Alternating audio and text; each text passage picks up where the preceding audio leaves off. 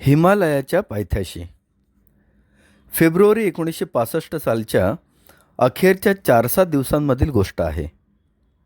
अध्यात्म मार्गात असलेले माझे एक स्नेही व सहकारी कैलासवासी श्री बाळकृष्ण महादेव दीक्षित म्हणजे योगेश्वर विष्णू भास्कर लेले यांच्यावरील जीवन दर्शन या छोटेखानी पुस्तकाचे लेखक यांनी मला towards the silver crest of the Himalayas हे पुस्तक आणून दिले व ते वाचण्यात मी इतका रंगून गेलो की तहान भूक विसरून मी एका बैठकीत ते वाचून काढले. अध्यात्मासारखा तत्वजड विषय, पण तोही इतक्या हृदयंगम भाषेत सांगितलेला. पुस्तक वाचल्यावर मन अक्षरशः भारून गेले. नंतर मुखपृष्ठावर लेखकाचे नाव वाचले, G.K. प्रधान. मी तर स्तंभितच झालो. इतके सुबोध आणि तेही गूढ वादासारख्या किचकट विषयावर लिहिणारा लेखक महाराष्ट्रीय. अभिमानाने ऊर भरून आला. पुस्तकात प्रसिद्धीलेल्या लेखकाच्या पत्त्यावर अभिनंदनाचे पत्र ताबडतोब लिहून भेटीची याचना केली. पत्रोत्तराची आतुरतेने वाट पाहू लागलो, पण ते कधीच आले नाही. पुस्तकाचा विषय, त्याची केलेली मांडणी व वाचकाला भुरळ पाडणारी पुस्तकाची भाषा यांचा परिणाम मनावर इतका खोलवर झाला होता की लेखकाने इतके उच्चाभिरुचीचे सुंदर पुस्तक इंग्रजीत का लिहिले. लेखक स्वतः महाराष्ट्रीय असूनही मराठी वाचकांना या आनंदापासून का वंचित व्हावे लागावे. या पुस्तकाच्या वाचनाचा आनंद मराठी वाचकाला मिळायलाच हवा ही भावना मला चैन पडू देईना. मी त्या पुस्तकाचा मराठी अनुवाद करायला सुरुवात केली व ज्या कैफात मी ते पुस्तक 3-4 वेळा वाचले, त्याच भारावलेल्या स्थितीत मी सतत 3 दिवस लिहित होतो.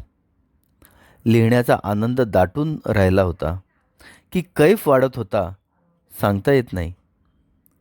पुस्तक परत करण्याचा तगादा कैलासवासी दीक्षितांकडून येण्यापूर्वी हे अनुवादाचे काम पूर्ण झाले पाहिजे हीही मनाची ओढ होतीच. हे लेखन चालू असतानाच श्री प्रधानांचे उत्तर नाही म्हणून त्या पुस्तकाचे प्रकाशक श्री के आशर यांना पत्र लिहिले. त्यात श्री प्रधानांची भेट व्हावी व या सुंदर पुस्तकाचे मराठी रूपांतर करण्याच्या माझ्या इच्छेला त्यांनी रुकार द्यावा अशी विनंती केली होती. दिनांक 5 मार्च 1965 रोजी श्री आशर यांचे टंकलिखित उत्तर माझ्या हाती पडले. त्यात त्यांनी कळविले की माझे सहकारी व भागीदार श्री G.K. प्रधान यास हृदयविकाराचा झटका येऊन 7 नोव्हेंबर 1963 त्यांना देवाज्ञा झाली. त्यांच्या towards the silver crest of the Himalayas या पुस्तकाचे प्रादेशिक भाषातून रूपांतर व्हावे असे मलाही वाटते. तुम्ही फोनवर वेळ अगोदर ठरवून मला भेटा, आपण मग बोलू. मला तो दिवस नक्की आठवतोय. अजूनही डोळ्यासमोर सर्व जसेच्या तसे दिसते आहे. गुरुवार दिनांक 11 मार्च 1965 रोजी श्री आशर यांच्या लेंटिन चेंबर्समधील ऑफिसात मी गेलो. त्यांचे वैयक्तिक चिटणीस श्री कर्वे यांनी झुलते दार उघडून श्री आशर यांच्यासमोर मला नेले. खोलीत अगरबत्तीचा घमघमाट सुटला होता. त्यातच फुलांचा मंद असा सुगंध दरवळत होता. फोर्डमधील कचेरीत असा अनुभव खरोखर एखाद्या मंत्र्याला शोभेल अशा कडक इस्त्रीच्या पांढऱ्या शुभ्र वेशात आशर साहेब होते. तोंडावर श्रीमंती तेज व बोलण्यात कमालीचे आर्जव. त्यांनी उभे राहून हस्तांदोलनाकरिता हात पुढे केला. समोरच्या खुर्चीवर बसायला सांगितले.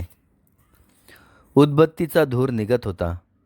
त्या डाव्या बाजूला बोट करून ते म्हणाले, तो समोर पुष्पहार घातलेला फोटो दिसतो आहे ना, ते आमचे श्री सद्गुरू शंकर महाराज व त्यांच्याजवळ चष्मा लावलेला तो फोटो आहे ना, ते कैलासवासी प्रधान, माझे एके वेळचे परमस्नेही व धंद्यातले भागीदार, तुम्ही म्हणता त्या पुस्तकाचे हे लेखक.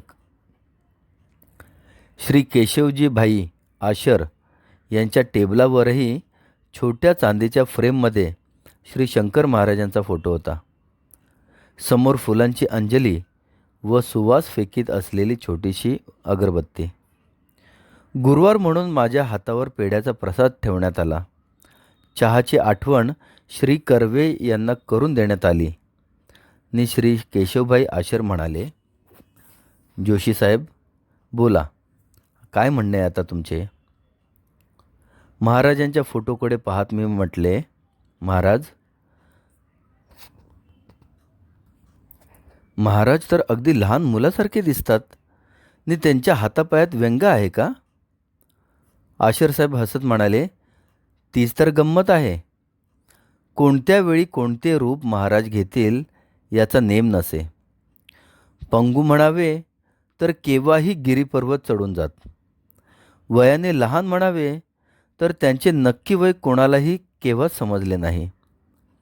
त्यांच्या वृद्ध म्हणजे 80 ते 90 वय ओलांडलेल्या भक्तांजवळ चौकशी केली तर ते सांगत, आम्ही यांच्या लहानपणापासून पाहतो, ओळखतो आहोत. यावरून अंदाज बांधायचा तर 1948 साली महाराजांनी इहलोकाची यात्रा संपवली त्यावेळी त्यांचे वय 140 तरी असावे असे म्हणतात. पुणे सातारा रस्त्यावर पद्मावतीला त्यांची समाधी आहे. कैलासवासी प्रधानांनी आपल्या पुस्तकाच्या अर्पण पत्रिकेत ज्यांचा उल्लेख केला आहे ते हेच श्री शंकर महाराज. पद्मावतीला तुम्ही जरूर जा. तेथे त्यांचे राजयोगी स्वरूपातील फोटो तुम्हाला पाहायला मिळतील. त्यांचा संचार राजे रजवाड्यापासून कुग्रामातील एखाद्या चंद्रमौळी घरापर्यंत असे. गंधर्व नाटक मंडळी त्यांनी नाटकाचे पडदेही ओढलेले आहेत, तर बालगंधर्वांना तासनतास गायला लावलेले आहे. एखाद्या गरीब घरातील अडल्या अडचणीतल्या बाळबाळंतिणीची त्यांनी सेवा केली आहे. तर दारूच्या नशेत तर्र होऊन लालबुंद डोळ्यांनी इकडे तिकडे पाहत सिगरेटीवर सिगरेटी ओढीत बसलेले त्यांना आपण पाहिलेलेही आहे. असेही सांगणारे तुम्हाला भेटतील. त्यांना चाहणारा, ओळखणारा, त्यांच्या अनुग्रहाने जीवन दिशा साफ बदलून गेल्याने जन्मोजन्मीचे ऋण मानणारा, हिंदू धर्मातीलच सर्व जातीतील स्त्री पुरुषांचा नव्हे तर पारशी, ख्रिश्चन, मुसलमान इत्यादी सर्व धर्मातील व प्रांतातील लोकांचा असा त्यांचा अफाट भक्तवर्ग आहे. मी व कैलासवासी प्रधान त्या भाग्यवंतांपैकी एक आहोत. महाराजांच्या अनेक वस्तू, त्यांचा हंटर, पादत्राणे, टोपी, अंगुठी वगैरे माझ्या संग्रहात आहेत. तर प्रधानाने आमच्या पुढे दौड मारली. महाराजांपासून ज्ञान प्राप्त करून घेऊन त्याने मुक्ती मिळवली. महाराजांना जाऊन इतकी वर्षे झाली खरी, पण जेव्हा जेव्हा त्यांच्या सहाय्याची आम्हाला गरज वाटते तेव्हा त्यांची आळवणी करताच अजूनही आम्हाला ते भेटतात, आमच्याशी बोलतात, अडीअडचणीतून बाहेर पडण्याचा मार्ग दाखवतात. तुम्हाला खोटं वाटेल, पण एके रात्री पद्मावतीला प्रधान त्यांच्या समाधीजवळ राहिला होता. त्यावेळी समाधीतून उठून महाराज प्रधानांना प्रत्यक्ष भेटले आहेत. तुम्ही सांगता त्यात खोटेपणा असेल अशी मला तरी तीळमात्र शंका नाही, मी म्हटले. पण त्यामुळेच माझे कुतूहल वाढले आहे, ते मी बोलून दाखवतो. कैलासवासी प्रधानांसारख्या आंग्ल विद्या विभूषित अद्ययावत इंग्रजी पोशाखात वावरणाऱ्या पदवीधराची व महाराजांची भेट तरी कशी झाली? श्री केशवभाई आशर सांगू लागले, 1942 साली मी सासवड शुगर फॅक्टरीचा मॅनेजर होतो व श्री प्रधान मॅनेजिंग डायरेक्टरांचे सेक्रेटरी होते. अकलूज येथे आमची फॅक्टरी होती व आमची दोघांची कुटुंबे तेव्हा मुंबईतच होती. त्या दिवशी प्रधान मुंबईला जायला निघाला होता. समोरून एका बैलगाडीतून शंकर महाराज येत होते. मोटारीतील मंडळींनी महाराज आले असा गलका सुरू केला. कुतूहल व भक्तिभावाने त्यांच्या दर्शनाकरिता त्यांच्याकडे पाहण्याचा प्रयत्न केला. प्रधानाने त्यांच्याकडे ढुंकूनही पाहिले नाही, कारण बुवा, स्वामी, महाराज यांच्याबद्दल आंग्ल विद्या विभूषित पदवीधर प्रधानाला मनातून अत्यंत घृणा व तिटकारा होता. पहिल्यापासूनच त्याच्या नास्तिकपणाला तिरस्काराची अतितीव्र धार होती. महाराज वेडे विद्रे चाळे करीत बैलगाडीतून जात होते. त्यावेळी नाही म्हटले तरी महाराजांची व प्रधानांची दृष्टीभेट झालीच. त्या काळात बावड्याचा पूल बांधून झाला नव्हता, तेव्हा होडीतून नदीपार व्हावे लागे. तिथे बस यायची आणि मग पुढचा प्रवास. त्याप्रमाणे नदी ओलांडून बसची वाट पाहत प्रधान उभा होता. त्याला नदीपर्यंत पोचवायला आलेली गाडी ऐल तीरावरून परत गेली. थोड्याच वेळात प्रचंड वादळ सुरू झाले. मुसळधार पाऊस पडू लागला. बस आलीच नाही. रात्रभर त्या पावसात सामानासह एका झाडाखाली उभे राहायची पाळी आली. अंधार पडला. पावसामुळे होडीची जाळे बंद झालेली. मध्यरात्रीपर्यंत पाण्यात निथळत प्रधानाला राहावे लागले. मध्यरात्रीनंतर कुणा एका माणसाची नि त्याची गाठ पडली व त्या माणसाने प्रधानाला आपल्या झोपडीकडे नेले. झोपडी कसली, गोठाच तो. दिवस उजाडेपर्यंत या स्थितीत धड ना बंगला नि धड या मुंबईकडे परतीचा प्रवास अशा स्थितीत राहावे लागले. अंग तापाने फणफणू लागले. सकाळी एका सायकल स्वाराबरोबर मला निरोप आला. कालपासून नदीपलीकडे मी अडकून पडलो आहे. ताप आला आहे. मला परत अकलूजला न्यायची व्यवस्था करा.